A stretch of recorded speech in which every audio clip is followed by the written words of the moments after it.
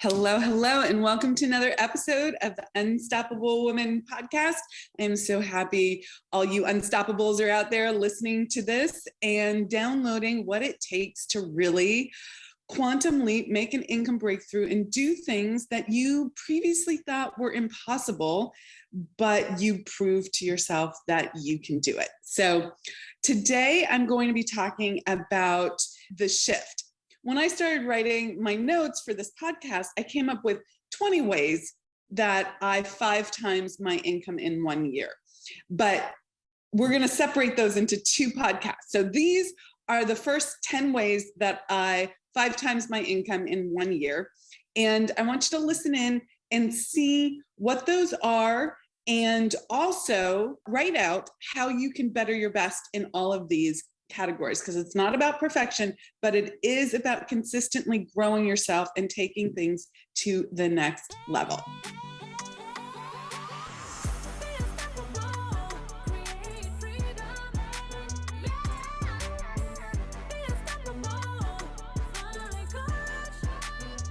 I think what we'll do is a PDF for this episode to go along with it that outlines the steps, just top level, so that you have that in front of you. You can download that and write your own notes about where you're at with that, how you've used it already, and how you can better your best. Because we want to move you from being an unconscious competent to being a conscious competent and being able to use some of these tools consciously and again, not just haphazardly, or not understanding that that was one of the causes to your past success. And if you use it on a higher level, a bigger level, you would be able to go further faster. So if you want that download, we're going to have it at theunstoppablewoman.com/E326. So that's E for episode 326, theunstoppablewoman.com/E326, totally free. You can just download it. Okay. So the first way that I want to give you to really 5 times your income is to let the desire grab you. Okay. You've heard me say so many times that desire is causative. Small desires, large desires, all of that is how the universe calls you forward. It's what drives your next steps. Most people suppress their desires. And one success strategy here is to really claim that bigger desire and let it hook you. Okay. Previously, I had smaller goals for myself, and they were not just smaller because I was at a different level in my business, but they were smaller as a percentage, if you will, as a relationship between where I was and where I wanted to be. And those smaller goals, although they felt significant at the time, they didn't hook me in the same way. They weren't enough to get me out of bed. And quite frankly, you need to have a burning desire in order to move through the challenges that are inevitable as part of growing a business. I'm going to just be totally straight with you guys. There are challenges with growing a business. There's challenges with any goal that you're going after. That's the way the universe grows us. Okay. That's the way we become more. The perspective that challenge shouldn't be there is an inaccurate way of thinking. So there will always be challenges. And if you're going to be an unstoppable, if you're going to be someone who achieves at a higher level compared to yourself and really, creates their greatness in this world, you have to have something that's worth failing for. It has to be so big. So burning desire. And one thing that I let hook me, if you will, was I went to a seminar, an event that my mentor was having. This was years and years and years ago. And it was the first time I had gone to one of his events. And he said something to me. Well, he said something to the whole room, but I let it come into me. He said, making money is easy. And I was like, whoa, that is so radically different than anything I've heard before. And so I let that hook me. I let myself be hooked by the desire, not just the goal of what I wanted to achieve financially, but that making money was easy. I was like, oh, I love that idea. I had no freaking clue how to make that happen. Now I do. Now I teach people how to make that happen. But the first thing that I did was I claimed both of those desires, the money goal and that it's easy to make money. Now I didn't know what he meant by that, but I learned it through action. I stepped into a container to help me program how I was thinking, because as you know, if you've been listening to this podcast, how you think determines what you do. Okay. And you think you're thinking consciously, but you're really not. So I attended events. I immersed myself in learning. I hired experts, right? I did everything I could to change how I was thinking so that I could learn what it meant to be someone for whom making money was easy. I'd love to teach that to you too. This podcast does that. Come to our summit, the Income Breakthrough Summit. That's a great way to take this to the next level. Okay. Second way, if they could do it, I can do it. So that again, I saw these people out there who had done it. Now, my first experience of this was sitting there in my come to Jesus moment, like I am not acting in a way that is congruent with what successful people do. I've had some success, but I'm not at the level of success that I desire. What are they? But yet all these people out there are at that level of success that I desire. How did they do it? They have the same 24 hours in the day. So I took the stance, the mental stance, the position, the attitude, the perspective that if they can do it, I can do it. That's huge. That's a huge success key, you guys. They can do it, you can do it. And the second place that I did this was when I walked into this seminar room for my mentor, and I saw all these people who had made income breakthroughs in various industries, and they were male and they were female. And I looked at them and I said, if they can do it, I can do it. There were also people at the event who were saying, I did this. And I was like, if they can do it, I can do it. Now, total transparency, I was a little hooked by that. I was like, who are they and what are they doing that I don't have, right? Like I want to be at that level. But I didn't let my pride get in my way. I took the action to get help to get to that next level.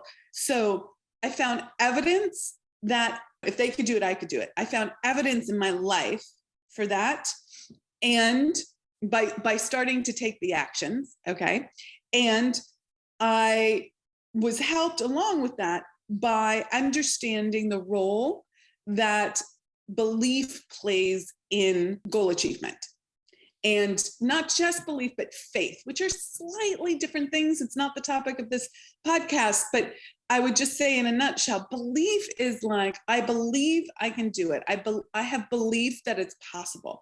Faith is this idea of like stepping forward and releasing the reins, right? That there is something greater than you that is taking hold. Now, it doesn't mean that you abdicate responsibility or don't take action, okay?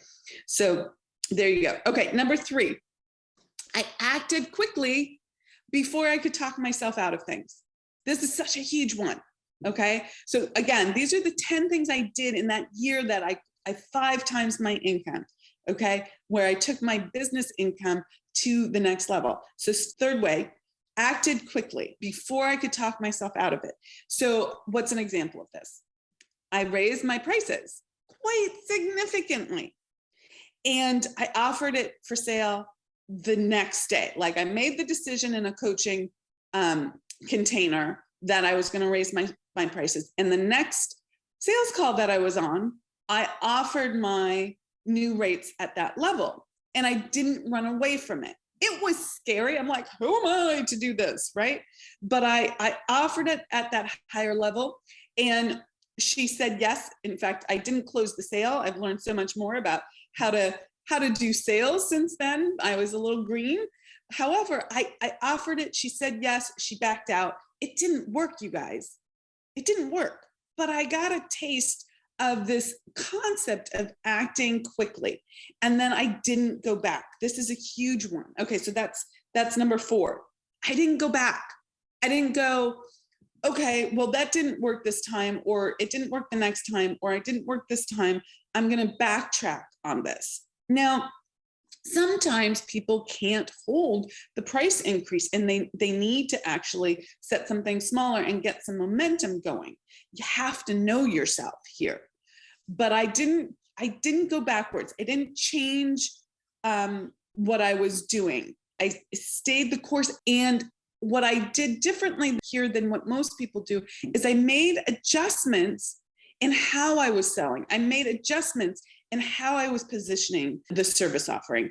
I made adjustments in how I did that sales process to make it work, instead of saying, oh, it should have worked, it didn't work, what am I doing wrong? This must not be right, and give up. I went into the cause and effect and back engineered it and thought through, okay, what would need to be in place for people to say yes here? And I made those adjustments. Okay.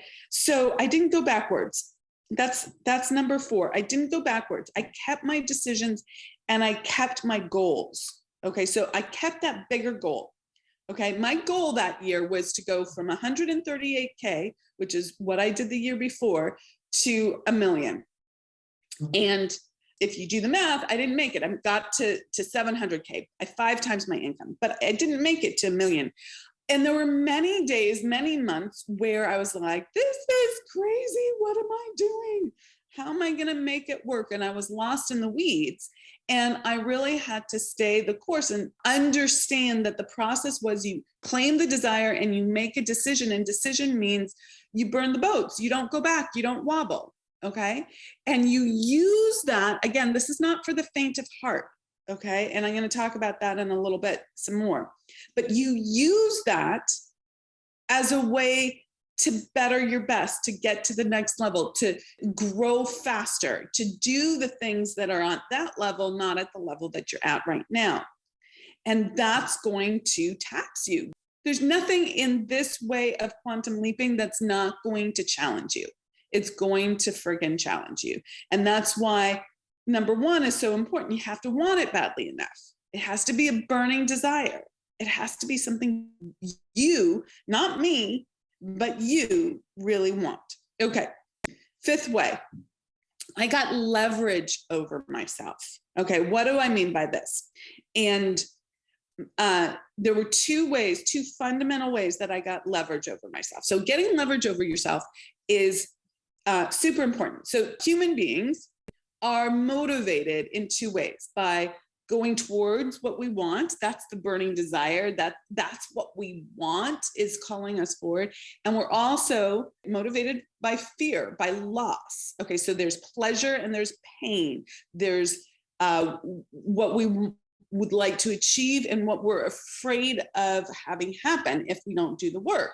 Okay, so both of those things are motivating us, and you've got to own both of those, and you got to get leverage over yourself on both sides. So I've already talked about how I got leverage over myself by claiming that big desire and really just owning it and being like, yeah, I want to be someone who does that. Now, on the flip side, I did 2 things that helped me get leverage over when things got challenging. Because guess what? They'll get challenging. Okay. You're not going to want to do some things in your business. You're going to say they're too hard.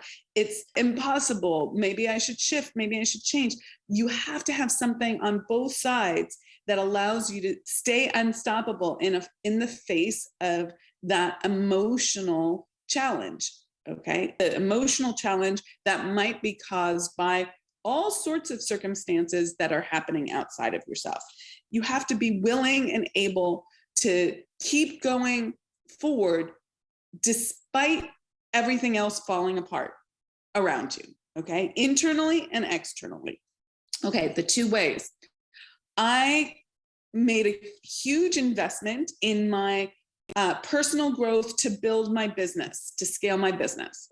And because I realized that the help that I needed not only was in the tactical side of things, but it was on the inside. If I was so smart, why was I in this resistance? Why was I not doing the hard things? So I made a huge investment that I wanted to get a return on investment on. Now, the truth was, I got a huge return on investment that first year on that investment. And it was still challenging to pay for it, right? It still stretched me. It stretched me emotionally. It stretched my bank account. It stretched my credit cards. It stretched the internal belief system. Who am I to spend this kind of money on myself? And I didn't want to not show up for that. I really wanted to make good on that investment. So that was one. The second thing was my husband was not on board with that investment. He had been supportive up until a point, but that investment triggered his money story. And it was more than he could take in. And he was really upset at the fact that I potentially had put us at risk financially for something terrible happening. So there was a period of time where that was really dicey. There was about 3 weeks. And I went into a lot of shame around it, because up until that point, all financial decisions of this nature were agreed upon together. And I do believe in that level of partnership for sure, except when you know it's so a matter of your path and your purpose and what you absolutely need to do. And you don't want to be held back by someone else's story or limitation. So that's a nuanced experience for people. But I was not willing to lose my marriage over making this decision. So that was a double whammy. Those were two things. I didn't want to not make good on the investment. And I didn't want to lose my marriage over this, which is related to the investment. Okay. So in the beginning, I will say that I was motivated both by this potential loss of money and the shame associated with that and the potential consequences of losing this partnership. Okay. So that was part of the motivation in the beginning. As you evolve, that's less of what's going to motivate you, because you're going to have more confidence in the process, the methodology for achieving your financial goals each time you go for them. Okay. And like, just to close the loop on that story, my then husband, we're now divorced, but we didn't get divorced over this at all. We got divorced over something completely different. That was a very conscious agreement between the two of us. But once I started to make money, right, my husband was like all about the decision. He was like, that was great, like fully supportive, started to study the same things that I was studying so that he could grow his life. He had started a business so he could grow his business. So there was a happy ending there. But when I was in it, I didn't know that there was going to be a happy ending, right? And that helped me get leverage. Okay. Number 6, I did the hard things. Okay, you guys, you got to do the hard things. Okay. That doesn't mean that every day is hard. And it doesn't mean that you have to stay in hard. And we're going to talk about that. In fact, I'm going to do a whole episode on what it means to do the hard things, because people really misunderstand this. So look for that episode coming up. Okay. I hope you guys appreciate that I'm sharing all the details. Okay. I really want for you that you achieve your goals, whatever they are. They might not be the same as my goals, but that you achieve your goals and start living your highest and best life, and not abdicate your life, not say you want something, wish for it, hope for it, but not actually do it, not actually be the person who makes the changes and does it. The 6th way was, I did the hard things. That doesn't mean that every day has to be hard, but I moved toward the resistance, not away from it. Was I perfect in this? Absolutely not. Okay. But I did it enough that I ended up doing move the needle activities that scared the pants off of me. And yet I did it. And that allowed me to grow so quickly. Now, the other little bonus tip on this, guys, is that spirit is always speaking to you. You know what you need to do. Spirit, source, the universe, infinite intelligence. There's a power that is intelligent and it's guiding you. Okay. And it's saying, here, look here. And then you have all your belief systems and all your subconscious programming and your identity and your self-image saying, no, you can't do that. And that's the rub. You need to do those things. Those are hard things because there's this counter to who you think you need to be. Okay. Again, I'm going to keep mentioning it. Please come to the summit, theunstoppablewoman.com/summit. You're going to learn exactly what this looks like and how it's playing out in your life and how to change your beliefs around money and around who you're being, around what it's safe to go for and achieve. And we're really going to dive into all of this in so much more detail. Okay. Number 7 is I took risks. Okay. Now these for me were educated risks, and I am more of a risk taker than many other people. I'm not like jump off the cliff risk taker. I'm not a physical risk taker, but with things that require intelligence, like the thinking mind rather than the physical body, I'm much more of a risk taker.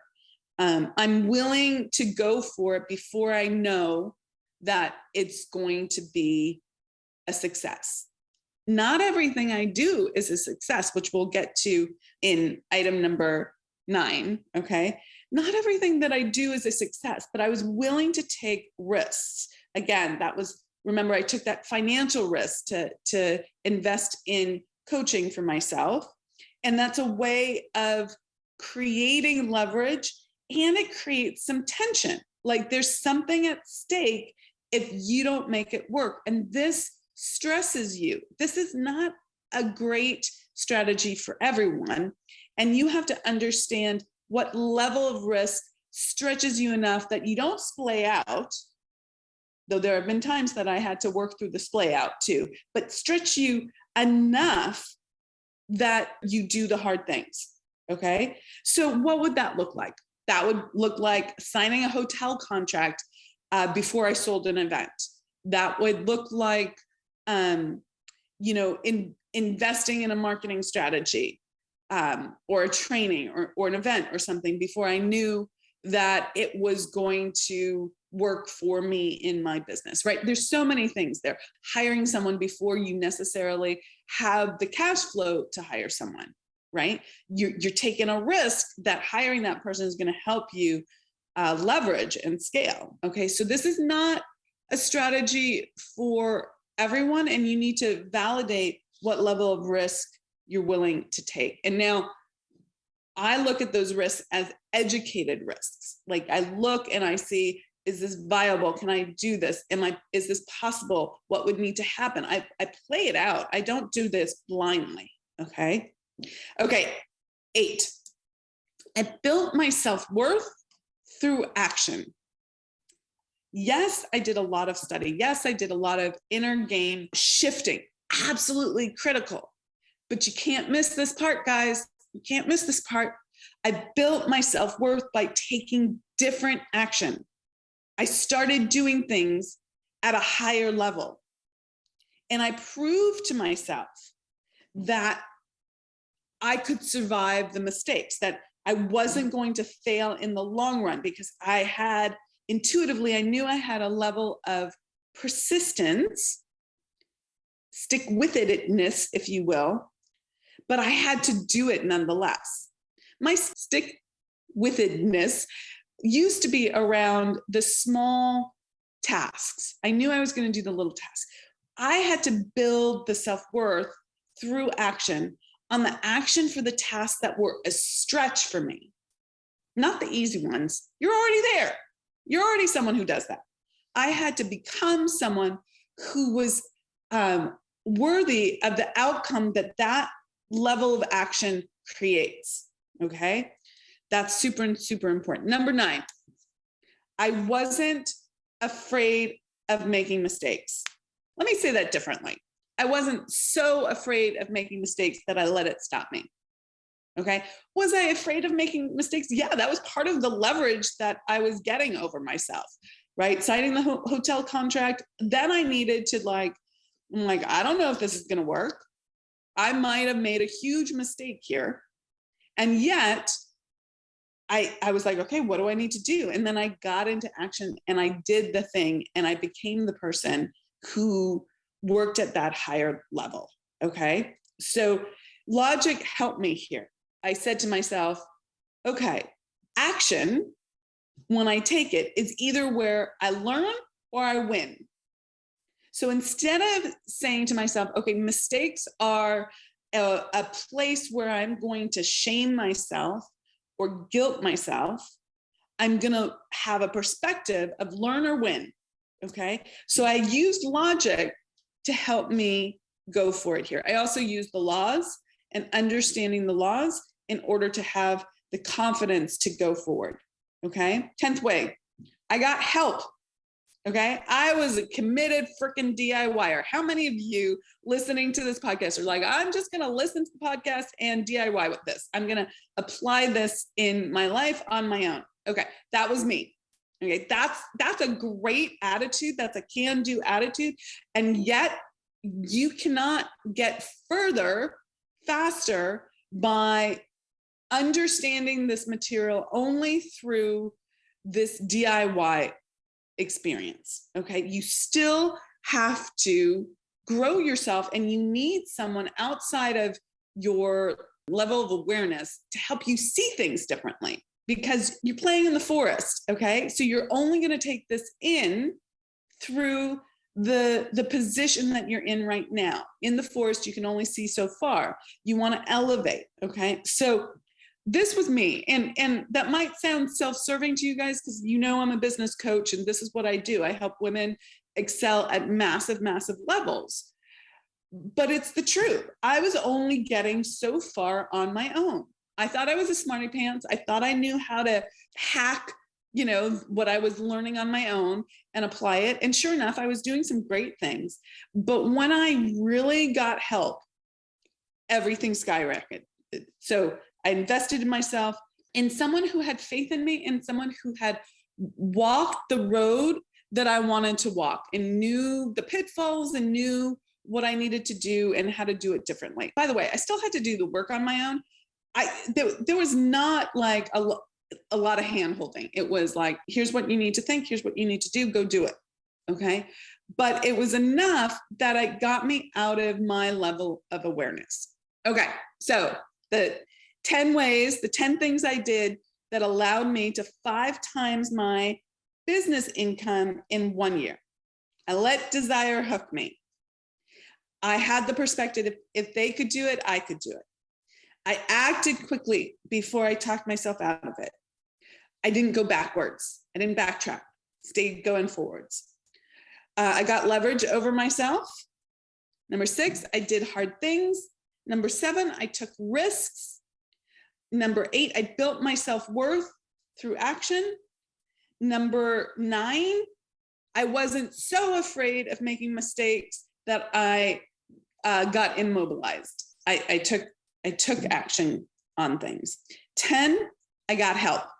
Okay, I hope that was amazingly helpful for you. I have another 10 that I wrote down. We're going to do that in a second episode. So check out part 2. And thanks so much for joining me. Thanks so much for being part of the Unstoppable Woman community and being an unstoppable. Thanks for all the likes and the shares. And I'll catch you in the next episode. Be unstoppable. Take care. Bye. Hey, thanks so much for joining us and being part of the Unstoppable Woman movement. We have got a ton of free resources for scaling your business at theunstoppablewoman.com/free stuff. And you can find that link in the description below. So go ahead and check those out. And we'd also love your help in getting our message out to more and more women. If you'd be willing to share this video with all the unstoppable women in your life, that would be fantastic. And while you're at it, hit the subscribe button so you never miss an episode. Reviews, likes, and comments are greatly appreciated. We go in and read them all. So thank you for those. And thanks for listening, and be unstoppable.